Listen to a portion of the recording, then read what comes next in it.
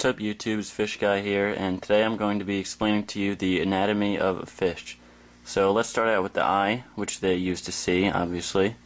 And then right in front of that we have the nares, or the nostrils, which they use to smell things through the water.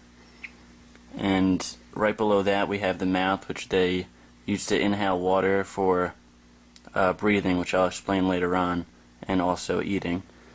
Up top we have the dorsal fin, which is used for stability while swimming.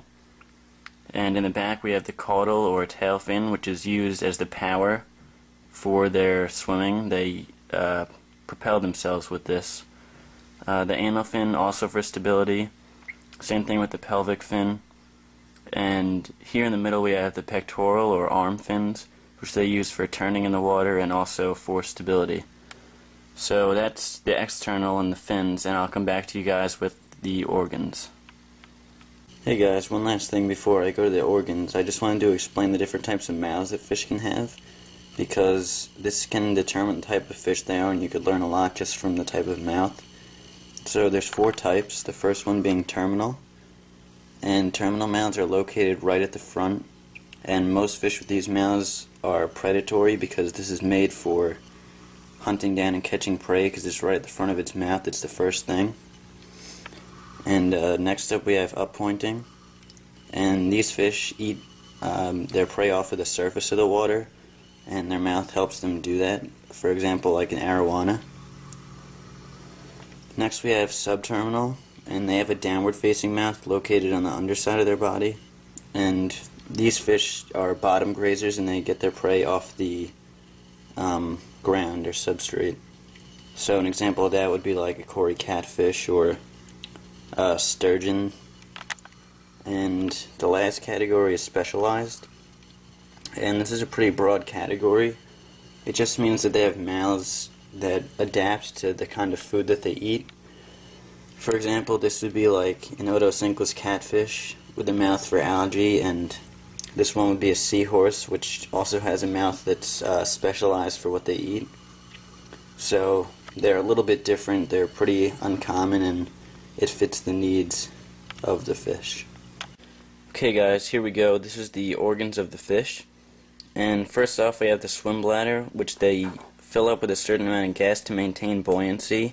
That way they can stay at a current depth without having to waste energy staying at that depth. So if they want to increase in height in the water, they would fill it up with gas more, and as they want to stay lower, then they expel gas out of the organ. That way they become more dense and sink. And the swim bladder is also used for a stabilizing agent, so they're not turning too much in the water. And next we have the gonads, or the sex cells, which they use to reproduce. And under that we have the stomach, which they use to store food and digest it. Under that we have the gills, which when they open their mouth to take in water, the water passes through their gills and oxygen is absorbed into the gills, and CO2 is released out, and that exchange of gases is what allows them to breathe in the water. Under that we have the kidney. First off, it filters impurities in the blood, and for saltwater fish it keeps the salt out. Because of osmosis, the salt wants to enter the saltwater fish's body, so they need this kidney to keep the water out of it.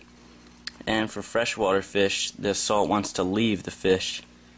So it's the other way around. This kidney helps the salt stay inside of the fish. Under that we have the heart, and the heart has 2 chambers and circulates the blood and pumps it throughout the fish's body. Under that we have the brain, which is used to control the fish's functions. And under that we have the liver, and in some fish it is used to produce digestive enzymes. So there it is guys, the organs of a fish. Alright guys, one last thing. I have a picture of a German blue ram cichlid here, and I just want to point out to you different parts that I explained earlier. That way you can see them on a real fish, not just a crappy drawing that I drew. So here you can see the eye, and then you can't see in the picture, but the nostrils are very, very small, right in front of the eye there. There's the mouth. German blues have a really big dorsal fin, so you can see that here. There's the caudal fin. Over here we have the anal fin, and these are the pelvic fins. The pectoral fins are hard to see. They're clear on this fish, and in the picture you can't see them too well. So I don't know what to do about that, but they're there. And over here we have the operculum, or gill cover, and right inside here is the gills. So that's it, guys. That wraps up the fish anatomy. I hope you guys learned a lot, and I'll see you next time.